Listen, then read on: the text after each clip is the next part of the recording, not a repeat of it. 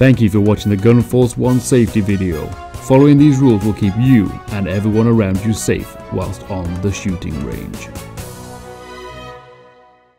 Okay, that was the safety briefing. Has anyone got any questions? Yeah, can I shoot this one?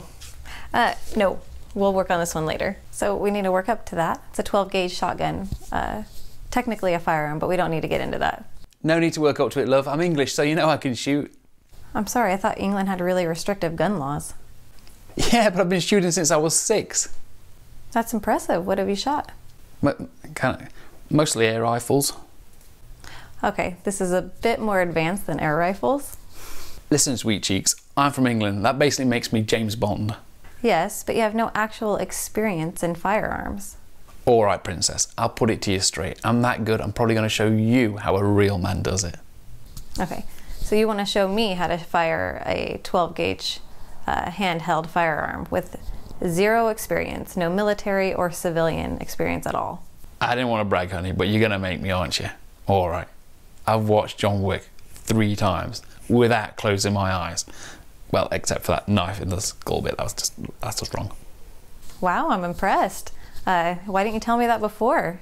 I'd like you to show the whole range how to do it. Wait, I need to grab a camera so we can all learn from your vast experience for many years to come after you've graced us with your presence. Well, I didn't. All right, everybody gather around as we watch the real James Bond, who has watched John Wick 3 times without closing his eyes. Well, I did once. Okay, without closing his eyes through most of John Wick and his extensive air rifle experience, he's going to show us how to fire a Remington shotgun. Okay, right, wait, what you want to do? Don't look down the end. And then you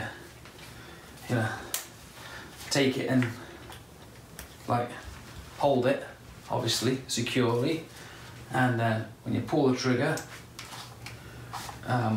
it's not going to happen because you got your safety on, and that's to be expected. Then just kind of casually hold it and pull the trigger.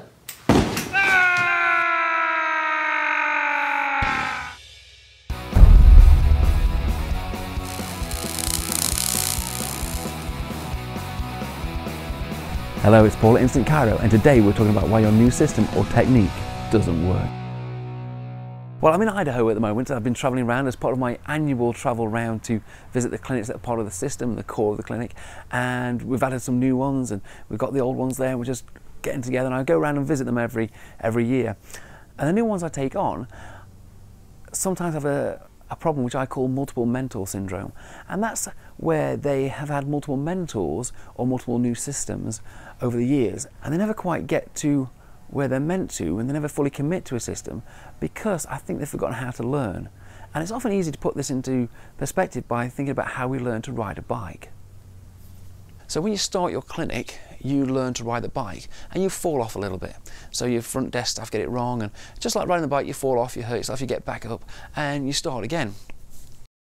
That's the same when you learn a new system, except for one thing, because you've learnt to ride that bike, meaning you've learnt to run your clinic system, and it's taken a while for you to get there. It's taken a year, it's taken 2 years, 3 years, 5 years even, and you've learnt to ride that bike, you've had all the falling off, and now you think changing to a new system, it's going to be the same bike.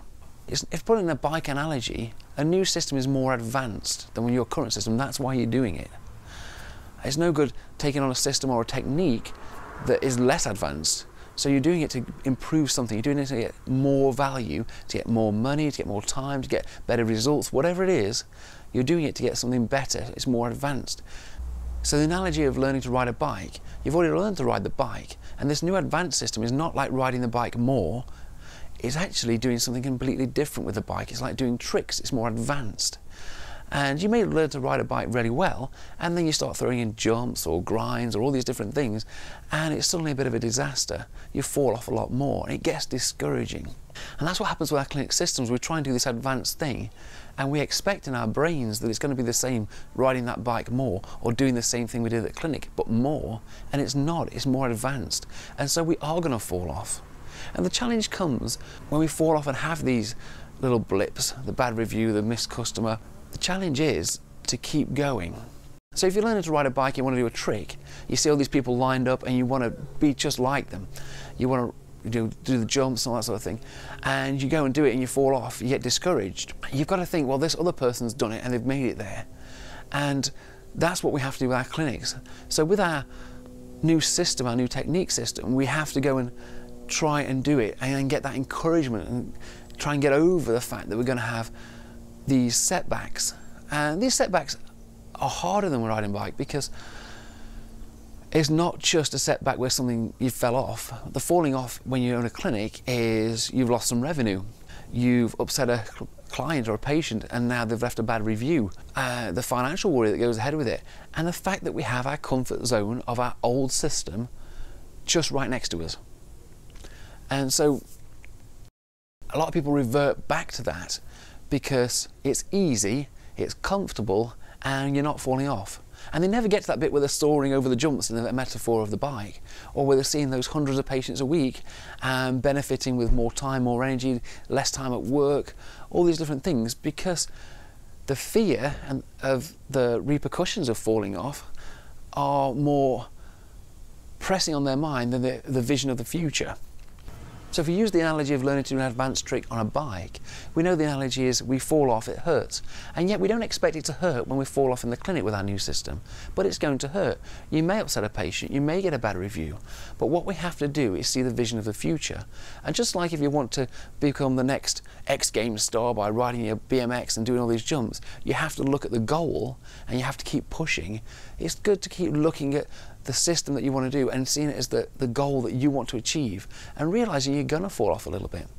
And so I have some clinics that have been with one mentor, another mentor, another mentor, another mentor, and they're never quite happy. They're always looking for that next mentor, that next big thing, because they haven't committed, they haven't set that goal, they haven't pushed through that difficult bit. Now once you push through that difficult bit, it's easy. It's like riding a bike. If you gave up when you kept falling off, you never ride a bike, you never get that freedom. But for some reason, when it comes to clinics, we don't get that push through. It's because of that fear. So when we've got this multiple mentor syndrome, it's really important to set the expectations of the new client. So if I take on a new client and they've had multiple mentors or multiple systems, we need to make sure that they realise they've got to push through that little blip, that falling off, to get to that place where they want to be, or they're never going to get there. And I do know some clinics that have never got there because they keep switching over systems because it's uncomfortable. And the only way to grow is to be uncomfortable. I always analogize this to paragliding. I'm a paraglider pilot, or I used to be a paraglider pilot, and in paraglider pilot it requires, so those big sails over your head, by the way, that you control, it requires unstable air to rise up, so thermals. So thermal air is created, hotter air is created, and that lifts you up against gravity. And thermal air is bouncy, uncomfortable, ragged, and it makes you not very comfortable in some respects, and so you can be bouncing around. But if you want to get higher, you have to find the unstable air, you have to find the bumpiness to be able to get higher and higher and higher. And we forget that in chiropractic, we forget that in a lot of areas of our life as we grow up, because we need to be able to push through those uncomfortable moments, those unstable moments, those moments of doubt, and keep going. And I think that's what a lot of people miss out on. They miss out on the fact that they need to keep going with the system they've got. They usually get to just the cusp before they're about to really make it work and then change mentors again. And I'm lucky because I have a whole system on this for people that are coming on for the first time, whether they've had a mentor or clinic system before or not. And I give that expectation, and I think a lot of people, if you've got a new mentor or anything like that, put that expectation down yourself now that you are going to fall. You are going to mess up because it's brand new. You're not riding that bike more, you're doing something more advanced with that bike, and so you're going to fall again.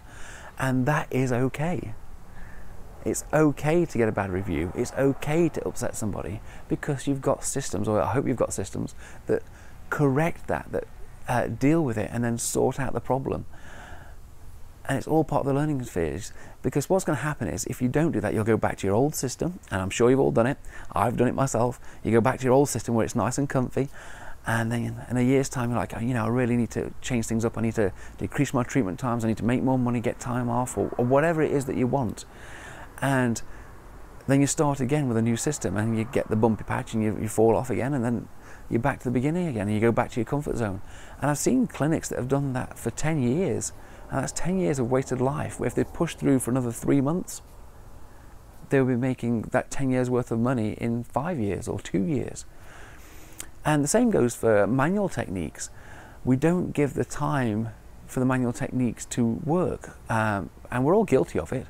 I went on a wonderful Thompson technique course, and there was lots of people there, and they asked, you know, who wants to get treated? And everyone put their hand up, and he took some few people, and they're like, okay, what's your problem? Well, I've had back pain. These are chiropractors for 50 years, or 15, or 20, or whatever it was, 10 years. And no one's been able to sort it. I asked, well, how often do you get treated? Oh, I haven't been treated for 6 months. First of all, problem there. But then he said, you've had this for 15, 20 years, and you're expecting me to treat you and do it in one visit, aren't you? And everyone said yes. They wanted this miraculous change with this new technique system that their body was trying to assimilate in one visit.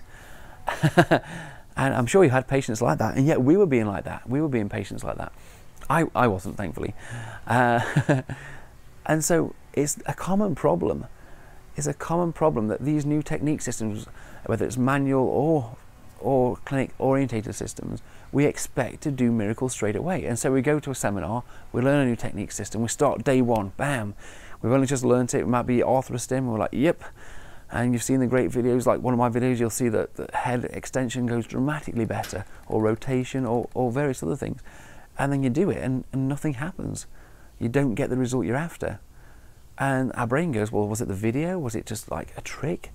Was it this? No, it's just because you're not good at it yet. And we have to take this into account. So when you do your new system, your Thompson technique, or whatever it is, some people go back and they give it 1 week. And at the end of that week, no one's doing any better. It's the same as it was. And so what's the point in trying? And they go back to the old thing they were doing. The point in trying is you're trying to do something more advanced than what you already do. And therefore, it's gonna take some time to learn, and you're gonna make some mistakes. That goes back to the next thing. You try a new manual technique and someone gets sorer. That's okay, because it's new to you, it's new to them, and it's new to their body. And so don't give up on that yet. And so I think the thing of it is just pushing through. And I tend to find with every venture, I've had multiple businesses, I have multiple businesses. With every venture, there's always a point where you want to give up. And that point is a defining moment, because you've put all that effort in, that you've built up that momentum, and then you put the brakes on. And therefore, you stop yourself from getting the benefit. And so that point where we get to, where we're about to give up, is a common point where if we don't give up, just round the corner is where we get the benefits, the blessings, whatever you want to call it. And it's just that pushing through.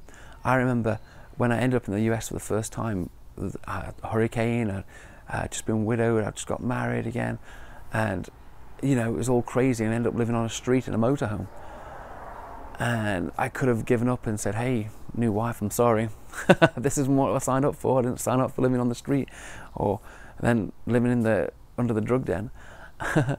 Because I could have said, I don't want to do that. That's not what I signed up for. It's uncomfortable.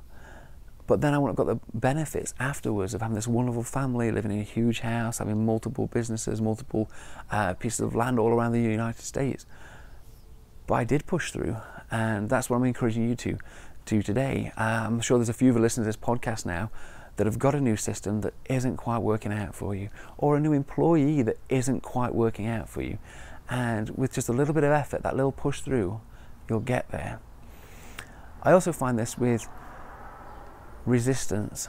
You're going to find when you start a new thing, there's going to be resistance. It's like the universe tests you. And so you set a goal, you start strong, and then resistance hits. And this is very common when you start a new system and you try and put it into your clinic and you have other staff members. They resist.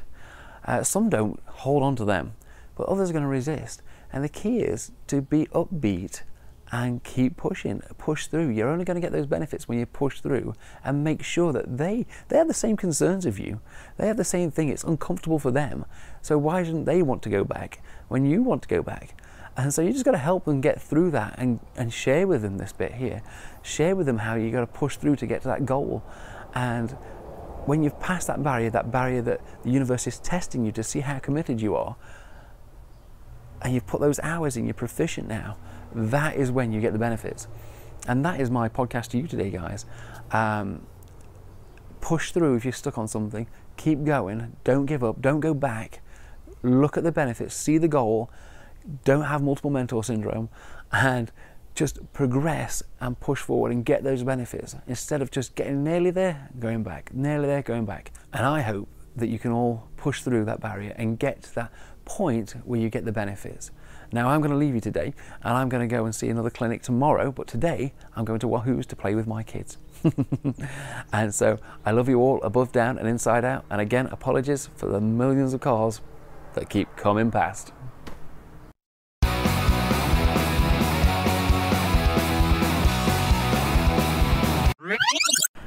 Alright guys, well that was the end of the podcast, and that's all the useful information you have now. We also put some of the funny stuff that happened during the podcast at the end. You can stay for that. If not, I'll see you next time. I'm travelling around the US right now, talking to people about the Core of My Clinic program and visiting the clinics that are on the Core of the Clinic program.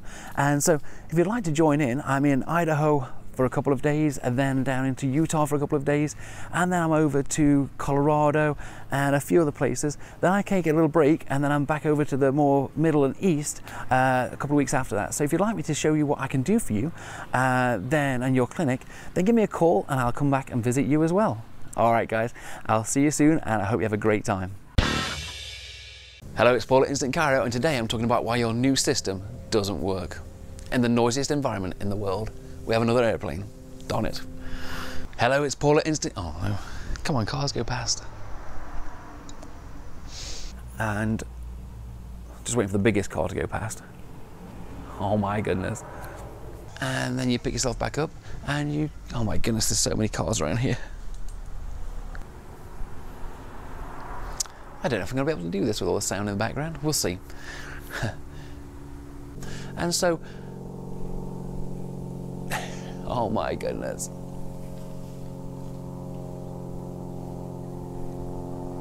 There's an aeroplane. It's the second aeroplane in 5 minutes.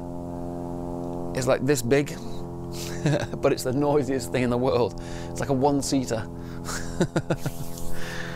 To all the friends back home, that's not a flex wing.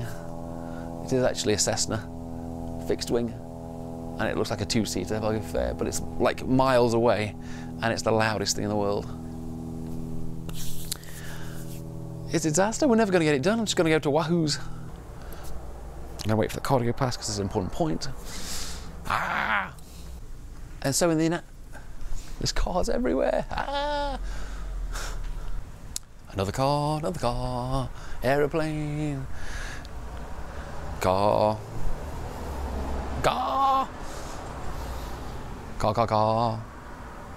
I'm like an international speedway or something. Okay, let's try again. Car.